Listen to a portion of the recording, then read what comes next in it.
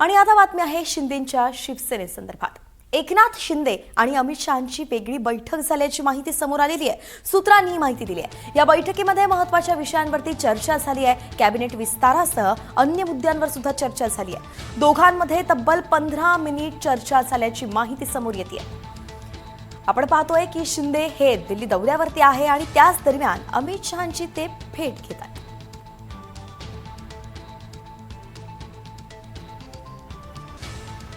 Meeting हुई, सदिच्छा भेंट थी और अमित भाई के साथ हमारे 6 सांसद थे, उनकी बैठक हुई है।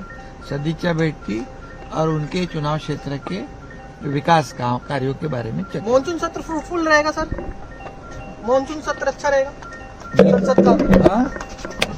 मानसून सत्र तो अच्छा ही है, मानसून अच्छा। आज बारिश गिरा है, अच्छी शुरुआत हुई है दिल्ली में। तर शिंदे आणि शहांच्या भेटीची इनसाइड स्टोरी काय पाहूयात। एकनाथ शिंदेंसोबत शिवसेनेत आलेल्या 6 खासदारांनी शहांची भेट घेतली आहे। आपापल्या मतदारसंघातल्या प्रलंबित विकास कामांना गती देण्याबाबत त्यांच्यात चर्चा झाली आहे। आवश्यक निधी, पायाभूत सुविधांच्या विकासाला गती देण्याची मागणी आहे। केंद्र सरकारकडून कोणताही निधी कमी पडू देणार नाही असं आश्वासन यावेळी शहांनी दिलेलं आहे। तर विकास कामांसाठी कोणत्याही बाबींची कमतरता भासू न देण्याचीही शहांची ग्वाही आहे।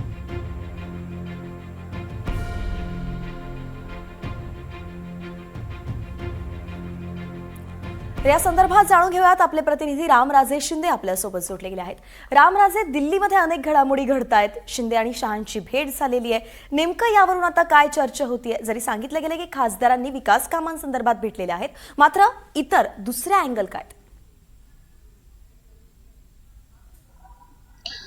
बिलकुल 2 बैठका झालेल्या आहेत। पहिल्या बैठकीमध्ये सर्व खासदार उपस्थित होते। खासदारांची ओळख करून घेणं, त्यांच्या मतदारसंघामधल्या अडचणी ऐकून घेणं आणि त्याच्यावर ठोस आश्वासन देणं, हे काम अमित शहा आणि या खासदारांमध्ये झालेलं आहे। एकनाथ शिंदे सुद्धा उपस्थित होते आणि दुसरी जी बैठक झालेली ती एकनाथ शिंदे आणि अमित शहा यांच्यामध्ये वेगळी बैठक झालेली आहे। या वेगळ्या बैठकीमध्ये कॅबिनेटच्या विस्ताराच्या संदर्भामध्ये चर्चा झालेली आहे। किती मंत्रिपद दिले जातील, कोणतं खातं दिलं जाईल, या संदर्भामध्ये सुद्धा चर्चा झालेली आहे। आणि त्याचबरोबर संसदेच्या येत्या अधिवेशनामध्ये विधेयक आणलं तर एनडीए घटक म्हणून कशा पद्धतीनं पाठीशी राहावं, या संदर्भामध्ये सुद्धा चर्चा झाल्याची माहिती आपल्याला मिळते। कारण सध्या टार्गेट जे आहे अमित शहा यांचं ते म्हणजेच की विधेयक जे आहे ते संमत करून घेणं आहे। त्यामुळं सध्या पावसाळी अधिवेशन हेच टार्गेट आहे आणि त्या दृष्टीने ह्या सर्व खासदारांना आश्वासन सुद्धा देण्यात आलेलं आहे।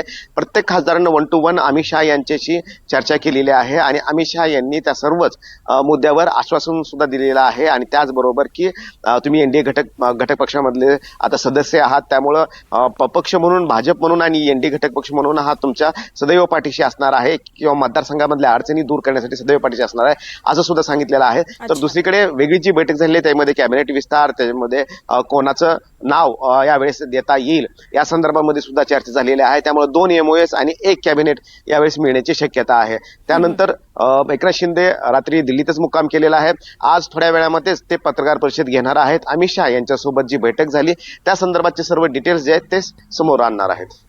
अर्थातच रामराजे, ही सगळी इनसाइड स्टोरी आपण सांगितली। पाहावं लागले या चर्चेनंतर, भेटीनंतर आता राज्यात कशा घडामोडी घडतात। धन्यवाद सविस्तर माहितीसाठी।